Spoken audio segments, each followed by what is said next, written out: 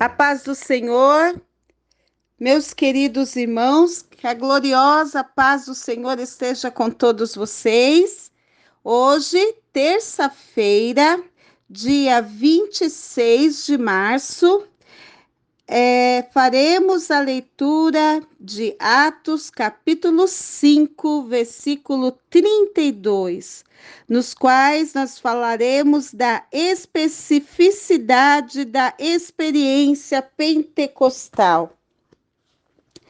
Neste texto, nós vemos que Lucas diz o seguinte: e nós somos testemunhas acerca destas palavras, nós e também o Espírito Santo, que Deus deu àqueles que lhes obedecem. Nesse texto e contexto, nós vemos que o Espírito Santo de Deus está trabalhando milagrosamente na vida de todos aqueles que lhes obedecem, de todos aqueles que se propõem a levar a mensagem do Evangelho. E é algo glorioso que nós vemos. Aqui no versículo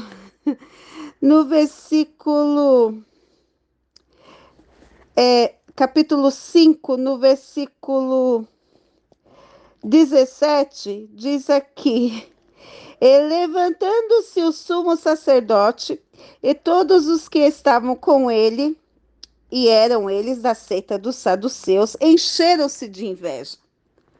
Porque eles não tinham o poder de Deus na vida, não tinham a autoridade do Senhor, não tinham a unção do Espírito Santo, então não tinham condições de convencer aqueles homens acerca da pregação do Evangelho.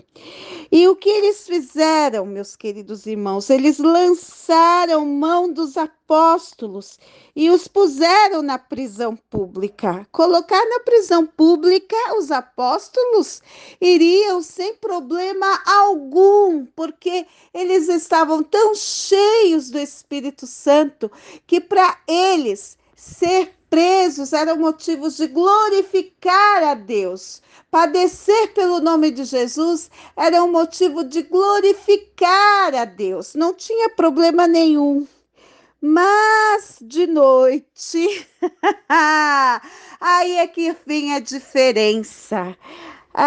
Vem um anjo do Senhor, abriu as portas da prisão e, tirando-os para fora, disse: ide, apresentai-vos no templo e dizei ao povo todas as palavras desta vida. Ou seja, além deles receberem a visita do anjo do Senhor, o anjo do Senhor ainda disse: vá ao templo e continue pregando. E o que eles foram fazer? Obedeceram. Seguiram a ordem do anjo do Senhor. E, ouvindo eles isto, entraram de manhã cedo no templo e ensinavam. Chegando, porém, o sumo sacerdote, e eis que estavam com ele, convocaram o conselho e a todos os anciãos dos filhos de Israel, e enviaram servidores do cárcere para que de lá os trouxessem. E foi a confusão. Foi a confusão. E daí o questionamento. Então foi o capitão com os servidores e os trouxe, não com violência, porque temiam ser apedrejados pelo povo, porque eles sabiam que a mensagem que aqueles homens pregavam era verdade. Eles sabiam que o povo estava dando ouvidos àqueles discípulos, porque o povo sabia, o povo recebia a mensagem, porque a mensagem era verdade. E trazendo-os, os apresentaram ao conselho, e o sumo sacerdote os interrogou, dizendo: Não vos admoestamos vós expressamente que não ensinasseis neste neste e eis que encheste Jerusalém dessa vossa doutrina, e quereis lançar sobre nós o sangue desse homem.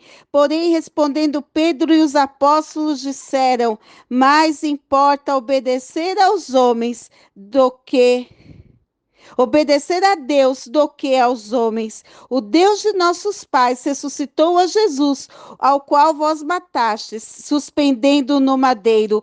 O Deus com a vossa destra elevou o príncipe Salvador, porém dará a Israel o arrependimento e remissão dos pecados. E nós somos testemunhas acerca desta palavra. Nós e também o Espírito Santo, que Deus deu àqueles que lhe obedecem. Então, não importava o que acontecesse. Então, vocês percebem que o versículo 32 é como se fosse uma conclusão do que estava acontecendo anteriormente. Eles tinham sido presos, os anjos tinham tirado os apóstolos da prisão, e eles tinham pregado no templo, foram trazidos de novo para o conselho, repreendidos pelo conselho, e no versículo 32, uma espécie de conclusão que Pedro diz: nós temos que obedecer. Nós temos que atentar para a ordem que o Senhor nos deu. Não importa as consequências. Somente um homem cheio do Espírito Santo, revestido do poder, com a autoridade de Deus, pode enfrentar as autoridades locais de forma educada, de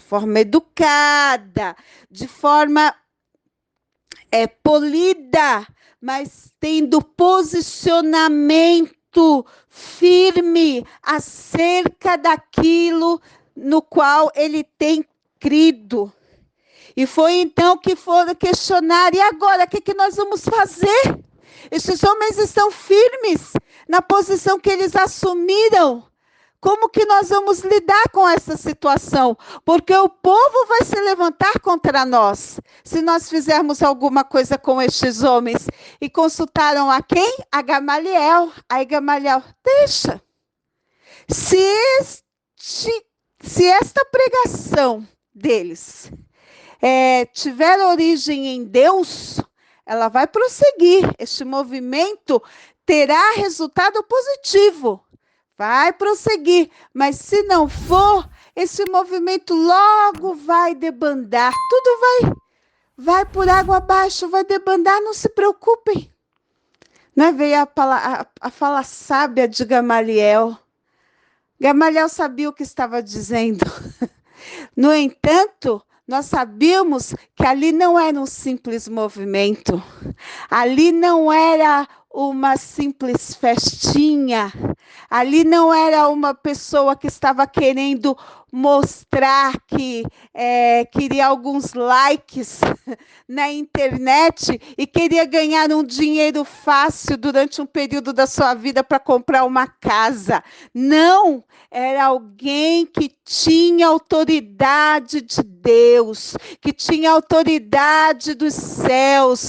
Era uma pessoa eram pessoas que tinham a unção do Espírito Santo e que não importava o que acontecesse, que eram capazes de entregar a sua vida pela verdade que estavam pregando. E, no entanto, entre aspas, foi exatamente isto que nós vimos. Não se tratava de um simples movimento. Não se tratava simplesmente de alguém que queria ganhar uns likes na internet, de alguém que queria mostrar o seu rosto e queria ficar famoso durante um tempo. Eles não queriam uma fama passageira, eles queriam fazer simplesmente a vontade de Deus. São estas as especificidades da experiência pentecostal. E que isso fique de lição para nós, não é? Para muitos movimentos que se dizem pentecostais em nosso tempo, que são apenas movimentos efêmeros, mas que terminam com a rapidez com que começaram.